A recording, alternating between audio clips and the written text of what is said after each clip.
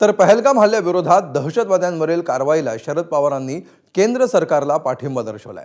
तर केंद्र सरकारला पाठिंबा देणं म्हणजे जनतेचा अपमान आहे अशी भूमिका ठाकरेंच्या शिवसेनेच्या वतीनं संजय राऊत मांडतायत। दरम्यान या मतभेदावर शरद पवारांची नेमकी काय चर्चा झाली याची माहिती आज संजय राऊतांनी माध्यमांना दिली। सर्वपक्षीय बैठकीला का दांडी मारली असा प्रश्न शरद पवारांनी संजय राऊतांना विचारला। बैठकीत आलो असतो तर तोंडावर अमित शहांचा राजीनामा मागितला असता असं राऊत पवारांना म्हणाले। यामुळे सरकारला पाठिंबा देणाऱ्यांची म्हणजे शरद पवारांची देखील अडचण वाढली असती असं मतही संजय राऊत यांनी मांडलं। मला पवार साहेबांनी असं विचारलं की तुम्ही ऑल पार्टी मिटिंगला आला नाहीत। बिलो मी जर आलो असतो तिथे गोंधळ झाला असता, कारण मी तोंडावर अमित शहांचा राजीनामा मागितला असता आणि तुम्हाला ते सगळ्यांना परवडलं नसतं।